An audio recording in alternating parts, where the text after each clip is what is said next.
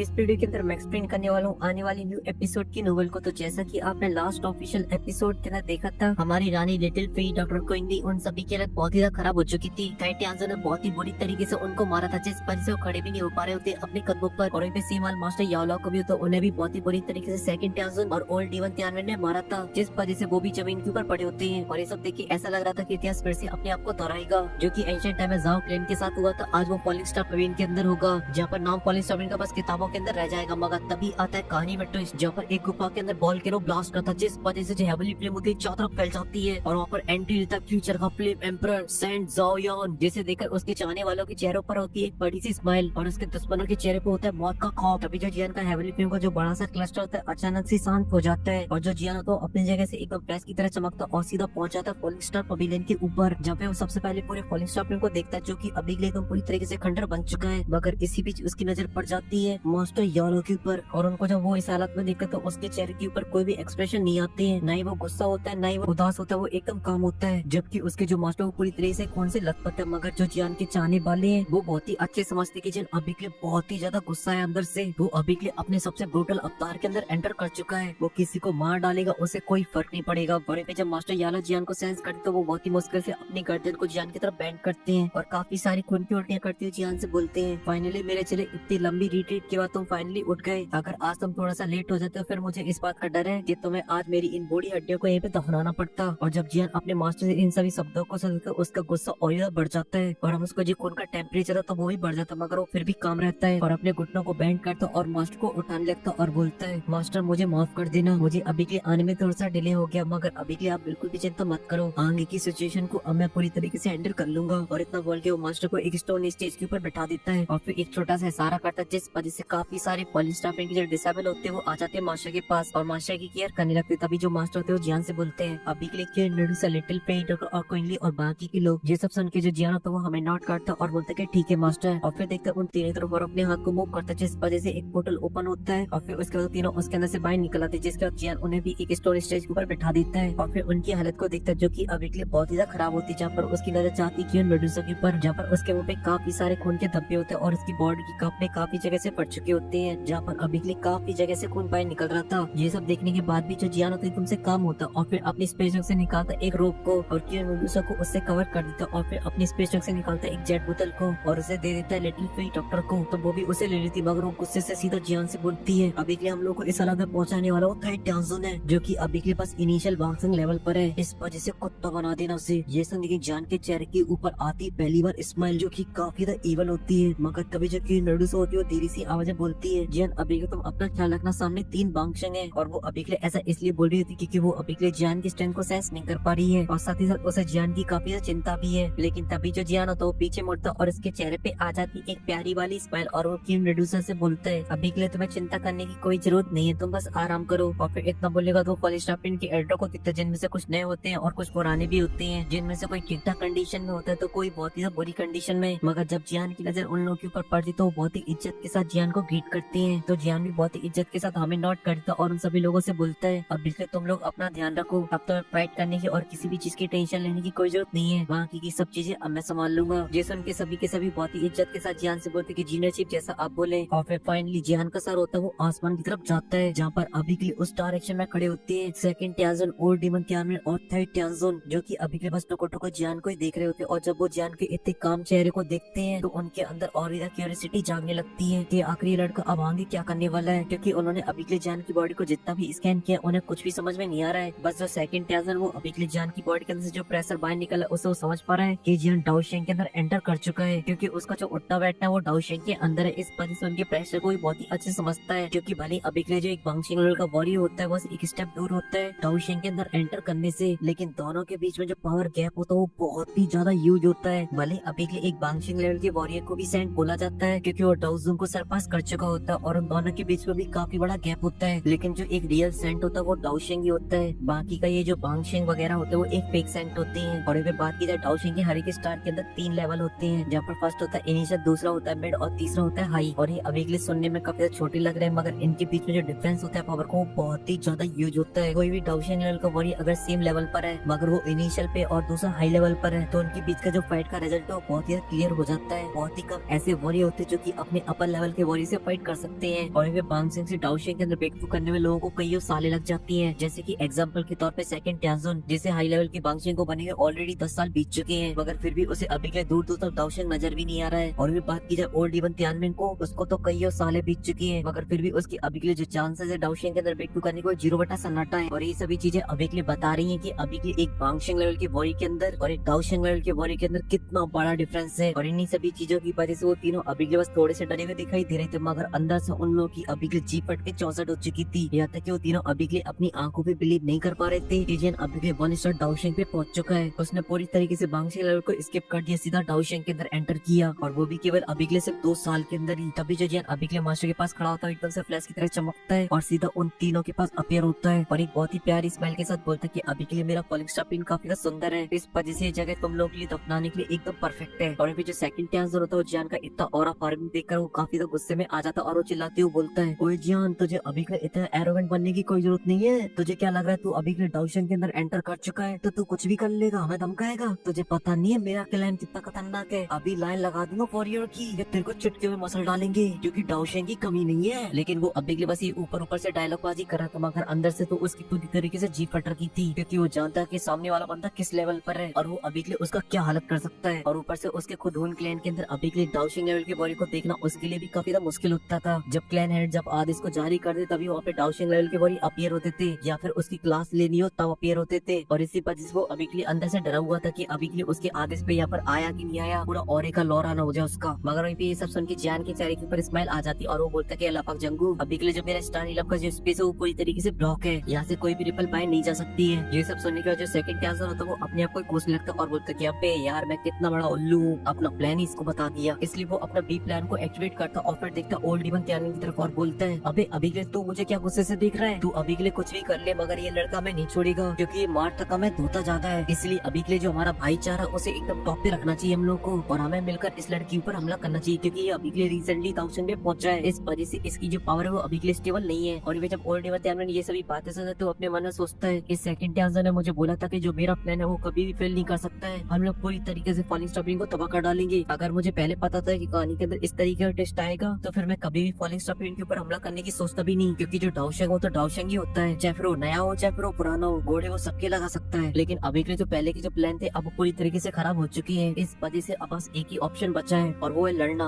अपनी आखिरी सांस तक। और ये सब सोच के जो सेकंड ट्याजर होता है वो अपने गुस्से को शांत करता है। वैसे तो अभी के लिए उसका दिल ऐसा कराता है कि सेकंड ट्याजर को सारी गाली दे मारे जो उसे आती है, लेकिन वो अभी के लिए सिचुएशन की गंभीरता को बहुत ही अच्छे से समझता था कि अगर उसने यहाँ पर अपने साथियों को छोड़ दिया तो फिर उसके बचने के चांसेस बिल्कुल ही खत्म हो जाएंगे। इसी वजह से उन तीनों की जीतने की उम्मीद भले ही काफी कम है, मगर उम्मीद तो है। इसी वजह से ओल्ड इवन तियानमिन होता है वो कहते हैं चलो एक्शन लेते हैं, और इतना बोलते हैं वो अपने कदमों को जमीन में प्रेस करता और फिर निकाल लेता अपनी खतरनाक वाली दही। और उसे देखकर जो सेकंड ट्याजर और थर्ड ट्याजर होते हैं वो भी अपने दही को बाहर निकाल लेते हैं। इस वजह से आसमान में काले काले बादल छा जाते हैं और जगह और भी डरावनी हो जाती है। और अभी जो जियान होता है उन तीनों को एक साथ काम करते देखते तो उसके चेहरे पे कोई भी इमोशन नहीं आता, वो एकदम चिल खड़ा रहता है। लेकिन अगर कोई ध्यान से जियान की आंखें देखेगा तो उसमें अभी के नजर आएगा एक ब्रूटल एक्शन या फिर बोला जाए ब्रूटल गुस्सा। लेकिन वहीं पे वो तीनों होते वो अपनी हैंड साइन को चेंज करने लगते हैं, जिस वजह से उनकी बॉडी की जो एनर्जी होती है वो काफी ज्यादा बढ़ जाती है। और फिर वो तीनों एक साथ चिल्लाते हुए बोलते हैं परफॉर्म 10,000 सोल लॉक पाम। और इतना बोलते हैं उनकी तरीके से जो अटैक बनता है उसके अंदर काफी सारी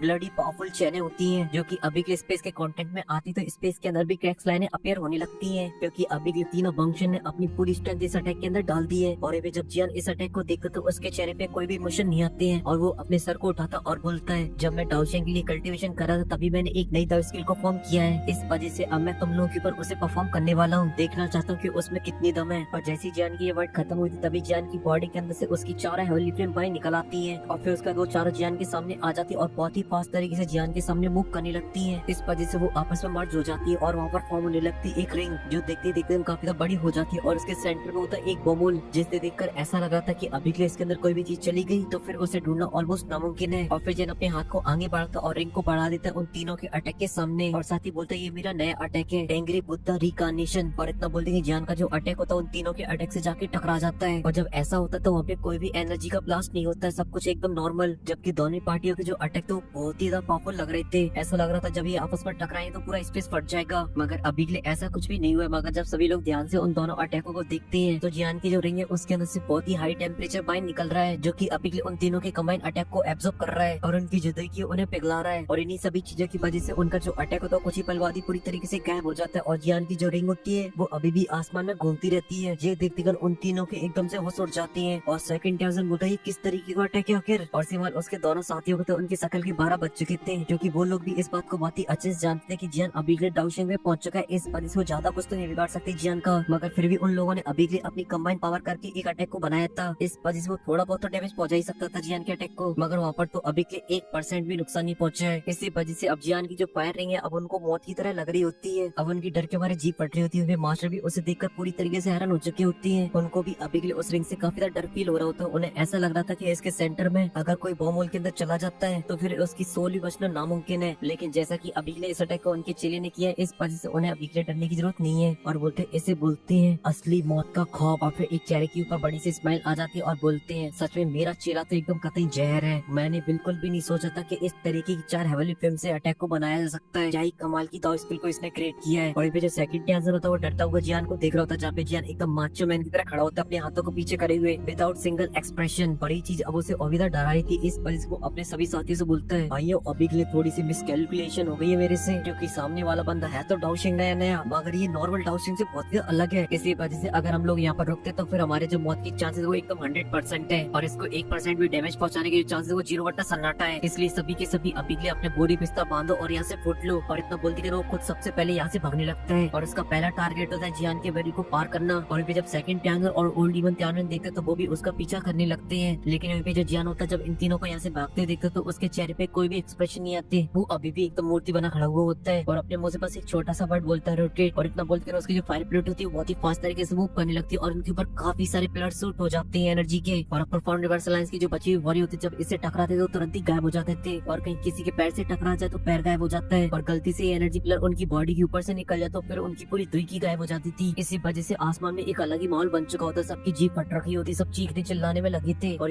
उन तीनों की जो हालत थी वो भी कुछ ज्यादा अच्छी नहीं होती। उनकी दुई की भली अभी के लिए काफी स्ट्रॉन्ग है जिस वजह से वो अभी के लिए जियान के अटैक को रोक पा रहे हैं। मगर दिक्कत परेशानी की बात ये कि उनकी दुई की बहुत ही फास्ट तरीके से ट्रेन हो रही है। इसी वजह से ये चीज ऐसी कंटिन्यू चलती रही थी। कुछ पल बाद उनकी भी हालत सेम होगी जो बाकी की वॉरियर की हो रही है। इसी वजह से सेकंड ट्याजन होता है वो चिल्लाते हुए बोलता है आखिर ये हरामी किस तरीके की दाव स्किलों का यूज कर रहा है। अगर ये पिलर गलती से हमारी बॉडी में डायरेक्ट टकरा जाता है तो फिर हमारा बचना बहुत ही ज्यादा मुश्किल है। और अभी के लिए उसके चेहरे पे जो मौत का भय होता है वो साफ साफ नजर आ रहा होता है। इसी वजह से वो तीनों अपनी पूरी देखी का यूज करते हैं यहाँ से भागने के लिए। मगर ये बात जियान को समझ में आ जाती है। इस वजह से वो हंस के बोलते हैं अच्छा तो अब तुम यहाँ से भागना चाहते हो, मगर ऐसा कर पाना अब नामुमकिन है। और इतना बोलते हुए अपने हाथ को जस्ट मूव करता है जिस वजह से चारों तरफ एक स्पेस बैरियर बन जाता है जो कि काफी स्ट्रॉन्ग होता है। इस वजह से सेकंड ट्याजर और सभी लोग मिलकर उसे तोड़ने की कोशिश करते हैं। मगर अभी के लिए उनकी स्ट्रेंथ काफी नहीं होती है जियान की स्पेस बैरियर को तोड़ने के लिए। और अब वो समझ चुके थे कि अब उनका भागना भी पॉसिबल नहीं है। इस वजह से वो काउंटर हमला करने लगते हैं उनके ऊपर हो रहे एनर्जी के पिलरों के ऊपर, जिनमें से वो कुछ पिलरों को तो नष्ट कर देते मगर इनमें उनकी जो दुई होती है वो काफी ज्यादा एडजस्ट हो जाती है। एक तो अटैक में नष्ट हो रही होती है और एक आसपास की एनर्जी एब्सॉर्ब कर रही होती है उनकी दुई को। इसी वजह से एक एनर्जी का पिलर आता है और ओल्ड डीमन त्यानन उसे नहीं रोक पाता है और वो टकराता है उसकी बॉडी से, जिस वजह से उसकी बॉडी में हो जाता है एक छेद जहाँ पर उसका पूरा अंदर का माल हो जाता है गायब, एकदम खोखला।